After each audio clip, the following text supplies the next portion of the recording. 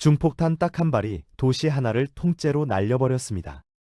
섬광이 터진 순간 반경 2km 안의 사람들은 그림자만 남긴 채 증발했고, 건물이라는 건물은 전부 먼지가 되었는데 이게 갑자기 일어난 일이 아니거든요. 그 전에 4년이라는 시간 동안 바다 위에서는 항공모함이 불타며 가라앉았고, 화산재로 뒤덮인 섬 하나를 놓고 수만 명이 서로를 죽였으며 20살짜리 조종사가 돌아올 연료도 없이 적함을 향해 돌진하는 전쟁이 벌어지고 있었습니다.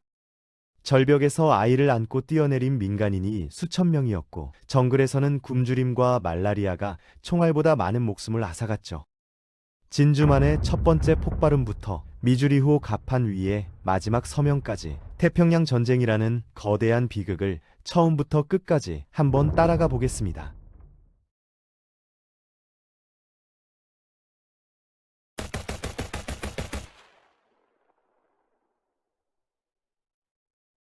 (1941년 12월 7일은) 평범한 일요일 아침이었습니다. 하와이 진주만에 정박한 미 태평양 함대의 수병 대부분은 늦잠을 자거나 교회 예배를 준비하고 있었는데, 오전 7시 48분 수평선 너머에서 엔진 소리가 밀려왔고, 그 소리가 끝났을 때 세상은 완전히 뒤집혀 있었거든요. 일본 해군 총사령관 야마모토 이소로쿠가 6개월 넘게 비밀리에 준비한 기습 작전이 마침내 현실이 된 겁니다. 항공모함 6척에서 쏟아져 나온 폭격기와 어뢰기와 전투기 약 350대가 두 차례 파상 공격을 퍼부었고, 기습이 성공했음을 알리는 암호 토라가 본국으로 날아갔습니다. 포드섬 양옆에 줄지어 묶여있던 미국 전함 8척은 닻을 올릴 시간조차 없었습니다. 2시간도 안 되는 공격이 끝났을 때 전함 5척이 항구 바닥에 가라앉았고, 비행장에 주기된 항공기 188대가 잔해로 변한 반면 일본이 잃은 비행기는 29대에 불과했거든요. 그날 하루에 2,400명이 넘는 미군이 죽었고, 루스벨트 대통령은 이날을 치욕의 날이라 부르며 다음날 의회에서 일본에 대한 선전포고를 끌어냈습니다. 며칠 뒤 히틀러까지 미국에 선전포고를 던지면서 전쟁은 지구 전체를 삼키는 진짜 세계대전으로 번졌죠. 그런데 이 기습에는 한 가지 결정적인 실수가 숨어 있었습니다. 미 해군의 핵심 전력인 항공모함 엔터프라이즈와 렉싱턴이 그날 마침 다른 임무를 수행 중이라 진주만에 없었던 건데, 야마모토가 가장 파괴하고 싶었던 바로 그 표적이 손도 대지 못한 채 살아남은 거거든요. 아이러니하게도 진주만 공격 자체가 거대한 전함이 하늘에서 날아오는 비행기 앞에서 얼마나 무력한지를 증명해버렸고, 전함을 잃은 미 해군은 살아남은 항공모함을 축으로 완전히 새로운 함대를 만들어야 했습니다. 이 강제적인 변화가 결과적으로 태평양 전쟁의 흐름을 미국 쪽으로 기울이는 출발점이 되었죠. 진주만 연기가 채 가시기도 전에 일본군은 태평양과 동남아시아 전역을 번개처럼 집어삼키고 있었습니다. 웨이크 섬이 떨어졌고, 난공불락이라던 싱가포르의 영국군이 백기를 들었으며, 필리핀과 인도네시아와 태국과 홍콩까지 줄줄이 일본 손에 넘어갔는데, 1942년 봄이 되자 일본 제국의 영토는 역사상 가장 넓게 부풀어 있었거든요. 필리핀을 빠져나온 메가더 장군이 나는 반드시 돌아오겠다고 말했을 때, 그 뒤에 남은 수천 명의 미군 포로는 바탄 죽음의 행군 속에서 쓰러지고 있었습니다. 미국은 완전한 수세에 몰렸지만 루스벨트는 꺾인 사기를 되살릴 무모하리만큼 대담한 작전을 하나 밀어붙였죠. 1942년 4월 항공모함 호넷의 갑판에 B-25 쌍발 폭격기 16대가 올라탔는데, 이 비행기는 태생적으로 항공모함에서 뜨도록 만들어진 적이 없었고, 내린다는 건 물리적으로 불가능한 이야기였습니다. 둘리틀 중령 휘하 80명의 승무원은 도쿄에 폭탄을 떨어뜨린 뒤 중국 대륙까지 날아가야 했는데, 4월 18일 이른 아침 일본 초계선의 함대가 걸리면서 예정보다 무려 10시간 일찍 출격해야 했고, 이건 중국까지 갈 기름이 턱없이 모자란다는 뜻이었거든요. 자원병 전원이 그 사실을 알면서도 이륙했고, 폭탄은 도쿄 하늘에서 떨어졌습니다. 건물 몇 채가 부서진 게 물리적 피해의 거의 전부였지만 충격은 비교할 수 없을 만큼 컸습니다. 절대 안전하다고 믿었던 본토가 폭격당했다는 사실에 일본 군부와 국민 모두가 흔들렸고, 승무원 대부분은 중국 자유지역으로 빠져나갔지만 2명이 불시착 중에 물에 빠져 죽었으며, 포로로 잡힌 8명 가운데 3명이 처형당했거든요. 둘리틀 공습의 진짜 위력은 야마모토의 머릿속에서 터졌습니다. 본토 방어에 대한 불안이 극에 달하면서 야마모토는 미드웨이 환초를 잡아 미 해군을 한 방에 끝장내겠다는 결심을 굳혔고, 이 조급함이 태평양 전쟁 최대의 분수령으로 곧장 이어지게 됩니다. 미드웨이로 들어가기 직전 1942년 5월 산호해에서 전에 없던 종류의 해전이 먼저 벌어졌습니다. 교전하는 동안 양측 군함이 단 한 번도 서로를 맨눈으로 보지 못했고, 오직 항공기만 수백 킬로미터를 날아가 상대 함대를 때린 역사 최초의 항모 대 항모 전투였거든요. 미군은 일본 경항모 쇼호를 바다 밑으로 보냈고, 대형 항모 쇼카쿠에 큰 타격을 안겼으며 즈이카쿠의 비행단을 사실상 괴멸시켰지만, 대가로 항공모함 렉싱턴을 잃었고 요크타운도 크게 망가졌습니다. 전술적으로는 비긴 싸움이었지만 전략적으로는 확실한 미국의 이득이었는데, 손상된 쇼카쿠와 즈이카쿠가 한 달 뒤 미드웨이에 빠질 수밖에 없게 된 것이 결정적이었죠. 1942년 6월 4일 새벽 야마모토는 항공모함 4척을 선두에 세워 미드웨이를 향해 진격했습니다. 미 함대를 유인해서 한꺼번에 부수겠다는 계획이었는데, 미국의 암호 해독 부대가 이 작전의 목표와 시간과 접근 경로를 전부 풀어놓은 상태였거든요. 체스터 니미츠 제독은 호넷과 엔터프라이즈, 그리고 산호해에서 불과 72시간 만에 응급 수리를 끝낸 요크타운까지 3척을 미드웨이 북동쪽 바다에 숨겨두고 기다리고 있었습니다. 일본의 나구모 제독은 정찰기 보고가 지연되는 바람에 미군 항공모함이 코앞에 있다는 사실을 너무 늦게 알았고, 그때 그의 갑판 위에서는 무장 교체 중인 폭탄과 어뢰와 연료가 뒤엉킨 최악의 상태였죠. 미군 어뢰 폭격기들이 먼저 저공으로 돌진했지만 느린 속도 탓에 일본 전투기에게 거의 전멸당했습니다. 그런데 이 희생이 적 전투기를 저고도로 끌어내린 사이 위에서 급강하 폭격기들이 방어가 텅 빈 일본 항공모함을 수직으로 덮쳤거든요. 아카기와 카가와 소류가 5분도 안 되어 화염에 뒤덮였고, 남은 히류가 반격을 시도했지만 그날 오후 역시 바다 밑으로 가라앉으면서 일본은 하루 만에 주력 항공모함 4척을 전부 잃었습니다. 야마모토는 철수 명령을 내릴 수밖에 없었고, 이 전투를 기점으로 태평양의 공격권은 돌이킬 수 없이 미국 손에 넘어갔죠. 미드웨이 승리 이후 미군이 처음으로 반격의 칼을 꽂은 곳은 솔로몬 제도의 과달카날이었습니다. 일본이 이 섬에 건설하던 비행장이 미국에서 호주로 이어지는 보급 항로를 끊을 수 있었기 때문인데, 1942년 8월 워치타워 작전으로 해병대 19,000명이 투입되었지만 연합군 전략이 유럽의 독일부터 때리는 것이었기에 태평양에 돌아올 자원은 언제나 부족했거든요. 대다수가 첫 실전인 젊은 병사들이 제대로 된 지도도 없이 정글에 발을 디뎠고, 상륙 다음 날 비행장을 점령해 미드웨이에서 전사한 해병 비행사 로프턴 핸더슨의 이름을 붙여 핸더슨 비행장이라 불렀지만, 그 뒤 6개월은 끝이 보이지 않는 소모전이었습니다. 일본 수비대는 정글 깊숙이 스며들어 한 걸음마다 피를 뽑았고, 바다에서도 살인적인 야간 해전이 되풀이되었습니다. 사보섬 해전에서 미군은 순양함 여러 척을 한꺼번에 잃으며 태평양 전쟁 최악의 해군 패배를 당했고, 섬 안에서는 말라리아와 이질과 굶주림이 총알만큼이나 치명적이었거든요. 그래도 해병대는 밀리지 않았고 1943년 2월 일본군이 섬에서 완전히 철수하면서 과달카날은 미드웨이에 이은 두 번째 전환점으로 역사에 새겨졌습니다.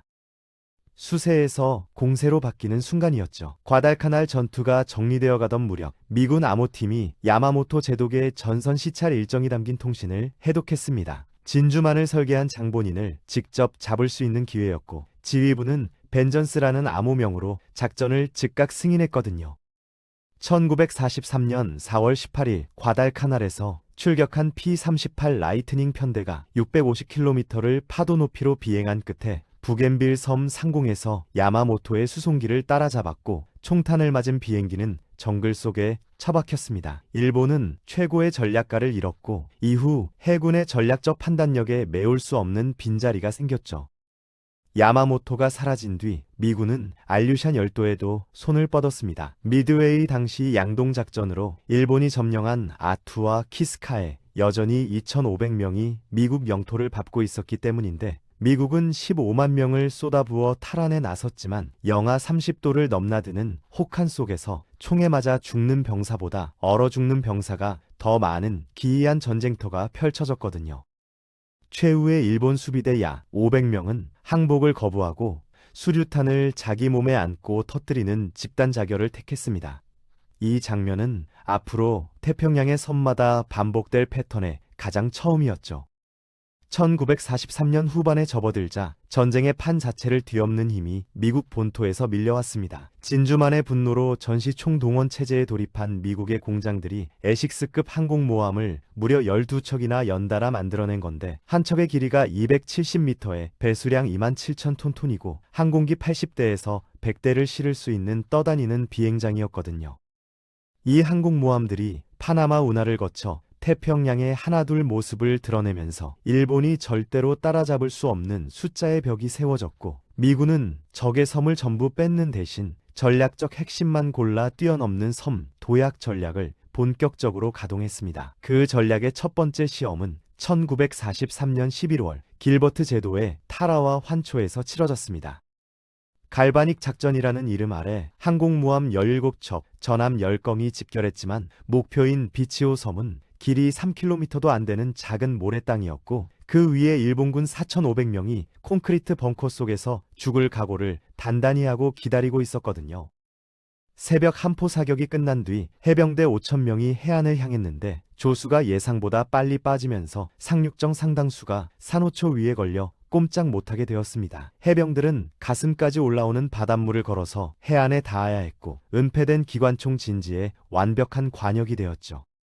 상륙 첫날에만 500명이 넘는 해병이 쓰러졌고, 나흘간의 격전 뒤에 섬이 함락되었을 때 일본군 4,500명 가운데 항복한 건 20명이 채 되지 않았습니다. 미군도 1,000명 이상이 이 작은 해변에서 목숨을 잃었는데, 할리우드 배우 출신 해병대원 루이스 헤이워드가 상륙 과정을 카메라에 고스란히 담았고, 이 영상이 미국 본토로 넘어가면서 전쟁의 실체가 처음으로 안방까지 파고들었거든요. 군 수뇌부는 공개를 막으려 했지만 루스벨트가 직접 보고 방영을 결정했고, 영상을 본 미국인들은 충격에 빠지면서도 자원 입대 줄이 폭발적으로 길어졌으며 간호사와 의료 인력으로 전선에 나선 여성들의 수도 크게 늘어났습니다. 1944년 여름, 미군의 칼끝은 마리아나 제도의 사이판을 향했습니다. 이 섬을 잡으면 최신 비이구 장거리 폭격기가 일본 본토의 어느 도시든 타격권에 넣을 수 있었기 때문인데, 26,000명의 일본 수비대가 미쳐 날뛰듯 저항했고, 미군도 3,500명을 잃으며 간신히 섬을 제압했거든요. 그러나 전투 이후 미군이 목격한 장면은 교전 중의 어떤 공포보다 끔찍했습니다. 12,000명이 넘는 일본 민간인이 스스로 목숨을 끊은 채 발견된 겁니다. 오랜 세월 일본의 전쟁 선전이 미군을 야수로 그려왔고, 사이판의 주민들은 적에게 붙잡히느니 죽음을 골랐습니다. 아이를 품에 안은 채 절벽에서 바다로 뛰어내린 부모들이 있었고, 미군 통역관들이 확성기를 들고 제발 뛰지 말라고 목이 터져라 외쳤지만 대부분 허공에 흩어졌거든요. 살아서 발견된 건 대부분 바위 틈에 숨어있던 아이들 뿐이었고, 이 광경은 해병대원들의 가슴에 평생 지울 수 없는 상처를 남겼습니다. 동시에 미군 지휘부에게는 일본 본토 상륙 시 몇천만 민간인이 어떤 행동을 할지를 보여주는 암울한 예고편이었죠. 1944년 10월 메가더는 2년 전의 맹세를 지키러 필리핀 레이테 섬 해변을 걸어 들어왔습니다. 제20보병사단이 교두보를 확보하고 수천 명의 필리핀 게릴라가 합류했는데, 일본에게 필리핀을 빼앗기는 건 인도네시아 유전에서 올라오는 석유길이 끊기는 것을 뜻했기에 남은 군함 거의 전부를 긁어모아 필사적으로 반격했거든요. 하지만 미군은 이미 대형 항공모함 8척과 전함 5척, 그리고 항공기 1,200대 이상을 갖추고 있었고, 함선 수에서만 3배가 넘는 압도적인 전력이었습니다. 레이테 해전은 인류 역사상 가장 큰 규모의 해상 전투로 기록되었고, 일본 해군에게는 사형 선고나 다름없었습니다. 진주만 기습의 마지막 생존 항공모함 즈이카쿠를 포함해 항공모함 4척과 전함 3척과 순양함 10척이 바다 밑으로 가라앉았는데, 숙련된 조종사가 이미 고갈된 상태에서 이 손실을 메우는 건 불가능했거든요. 한때 태평양 절반을 호령하던 일본 연합함대는 이 전투를 마지막으로 조직적인 해상 작전 능력 자체를 잃어버렸습니다. 바로 이 절망의 밑바닥에서 일본군이 꺼내든 카드가 가미카제 자살 공격이었습니다. 폭탄을 가득 채운 비행기에 조종사를 태워 적 군함에 그대로 박아넣는 전술이었는데, 정상적인 공중전으로는 미국의 물량을 감당할 방법이 전혀 남아있지 않았기 때문이거든요. 심프 특공대라 불린 이 부대의 조종사 대부분은 비행 경험이 며칠에 불과한 10대 후반에서 20대 초반의 젊은이들이었고, 그들의 연료 탱크에는 목표까지 가 양만 채워졌을 뿐 돌아올 기름은 처음부터 없었습니다. 한 명의 목숨과 한 대의 비행기로 적함 한 척을 바꾸겠다는 냉혹한 셈법이었죠. 1945년 2월 전쟁의 불길이 일본 문턱까지 다가왔습니다. 미군이 다음으로 노린 이오지마는 본토에서 겨우 1200km 거리의 작은 화산섬이었는데, 이 섬의 활주로를 잡아야 B-29 폭격기를 호위할 전투기가 출격할 수 있었거든요. 수비를 맡은 구리바야시 다다미치 장군은 미국에서 2년을 보낸 경험이 있어서 미국인의 전투 방식과 정신 구조를 꿰뚫고 있었고, 기존 일본군의 무모한 돌격을 전면 금지한 뒤 섬 지하를 수백 개의 동굴과 터널로 연결하는 요새를 만들었습니다. 섬을 지켜내겠다는 게 아니라 미군에게 감당 못할 피해 값을 물리겠다는 전략이었죠. 해병대 3만 명 이상이 새까만 화산재가 덮인 해안에 올라섰고, 일주일이면 끝날 거라던 예상은 36일간의 지옥으로 바뀌었습니다. 보이지 않는 동굴에서 쏟아지는 총탄에 해병들은 벙커 하나하나를 화염 방사기와 수류탄으로 밀어붙여야 했는데, 2월 23일 한 무리의 해병이 스리바치산 꼭대기에 성조기를 세우는 순간이 카메라에 잡혀 태평양 전쟁에서 가장 유명한 사진이 되었거든요. 하지만 그 사진 속 6명 중 3명은 이 섬에서 살아나오지 못했고, 미군 전체 사상자는 2만 6천 명을 넘겼으며 일본 수비대 2만 1,000명 가운데 포로로 잡힌 건 200명이 채 되지 않았습니다. 이오지마를 손에 넣자 전투기들이 치이구 편대를 호위하며 일본 상공을 장악했고, 1945년 3월 도쿄에 쏟아진 한 차례의 소위탄 폭격으로 8만 명 넘는 생명이 사라졌습니다. 도시들이 하나씩 재가 되어가는 와중에 1945년 4월 미군은 태평양 전쟁 최대 규모의 상륙작전을 시작했는데, 목표는 일본 본토에서 불과 550km인 오키나와였거든요. 3개월 동안 이어진 이 전투는 태평양 전쟁이 만들어낸 모든 종류의 창극을 한 곳에 압축한 것과 같았습니다. 일본군 7만 5천 명이 전사했고, 미군도 12,000명 이상을 잃었으며, 가미카제 300대 이상이 미군 함대에 돌진해 34척을 침몰시켰죠. 미군 사령관 버크너 중장이 전선 시찰 도중 포탄 파편에 맞아 전사했고, 일본군 사령관 우시지마 중장은 사무라이 전통에 따라 할복으로 스스로 생을 마쳤습니다. 현지 주민들이 강철의 태풍이라 부른 이 전투에서 오키나와 인구의 3분의 1을 넘는 12만 명의 민간인이 죽었는데, 사이판에서처럼 수많은 학생이 전령과 탄약 운반병으로 끌려나갔고, 동굴 안에서 미군과 일본군 양쪽을 모두 피해야 하는 주민들의 처지는 말로 다 할 수 없을 정도였거든요. 오키나와의 비극은 미군 수뇌부에게 일본 본토를 공격할 경우 사상자가 수백만 명에 이를 수 있다는 사실을 뼛속까지 새겨놓았습니다. 오키나와에서 피가 흐르던 1945년 4월 12일 루스벨트 대통령이 갑작스럽게 세상을 떠났고, 부통령 해리 트루먼이 대통령 자리를 이어받았습니다. 트루먼은 취임하고 나서야 비로소 극비 프로젝트인 맨해튼 계획의 존재를 보고받았는데, 5월 8일 유럽에서 독일이 항복하면서 상대는 일본 하나만 남은 상태였거든요. 7월 포츠담 회담에서 트루먼은 일본에 무조건 항복을 요구했지만 일본은 묵살했고, 포츠담 선언에 적힌 즉각적이고 완전한 파괴라는 문구가 무엇을 가리키는지 일본은 몰랐지만, 트루먼의 손에는 이미 인류가 만든 가장 무서운 무기가 쥐어져 있었습니다. 1945년 8월 6일 오전 8시 15분 체미19 에놀라 게이에서 리틀보이라는 이름의 우라늄 폭탄이 히로시마 한복판을 향해 떨어졌습니다. 태양보다 뜨거운 섬광이 터진 뒤 반경 1.6km 안의 모든 것이 순식간에 녹아내렸고, 버섯구름이 18km 상공까지 치솟았는데, 사흘 뒤인 8월 9일 두 번째 원자폭탄 펜맨이 나가사키에 투하되었으며, 같은 날 소련이 만주를 침공하면서 일본은 완전히 사면초가에 몰렸거든요.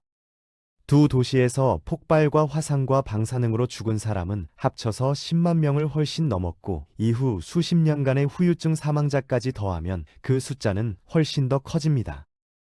1945년 9월 2일 도쿄만에 정박한 전함 미주리오 갑판 위에서 메가더 장군이 항복 문서 서명식을 주재했습니다. 일본 외무대신이 펜을 내려놓는 순간 진주만에서 시작된 3년 8개월의 전쟁이 공식적으로 끝났고 인류 역사상 가장 많은 피해를 흘린 세계대전도 마침내 막을 내렸거든요. 도쿄와 오사카는 폐허였고 히로시마와 나가사키는 방사능에 오염된 잔해 위에서 다시 시작해야 했으며 태평양의 수많은 섬에는 아직 수습되지 못한 유해들이 남아 있었습니다. 전쟁이 끝난 자리에서 하나의 질문이 남습니다.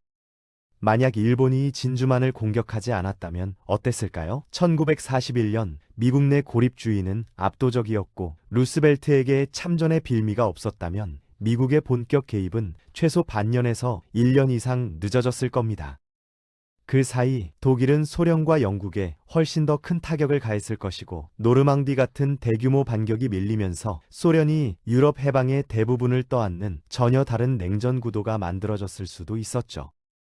일본 쪽을 보면 미국이 걸어놓은 석유 전면 금수 때문에 비축기름이 기껏해야 2년이었고 전쟁을 안 하면 팽창을 접어야 했으며 팽창을 접으면 군부 체제 자체가 무너지는 구조였기에 어떤 형태로든 충돌은 불가피했을 겁니다. 만약 어떤 식으로든 절충이 이루어져 일본 제국이 해체되지 않았다면 한국과 대만의 독립 시점은 완전히 달라졌을 것이고 우리가 아는 동아시아의 지도는 전혀 다른 모양이 되었겠죠.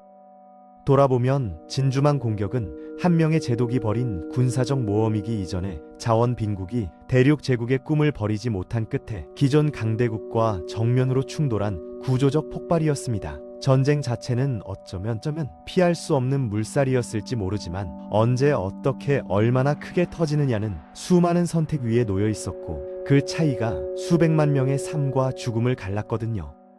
태평양 전쟁이 80년이 지난 오늘까지 우리에게 남기는 가장 무거운 한 줄은 아마도 이겁니다. 전쟁을 시작하는 데는 서명 한 장이면 충분하지만 그것을 끝내는 데는 수백만 명의 목숨이 필요했다는 사실이죠.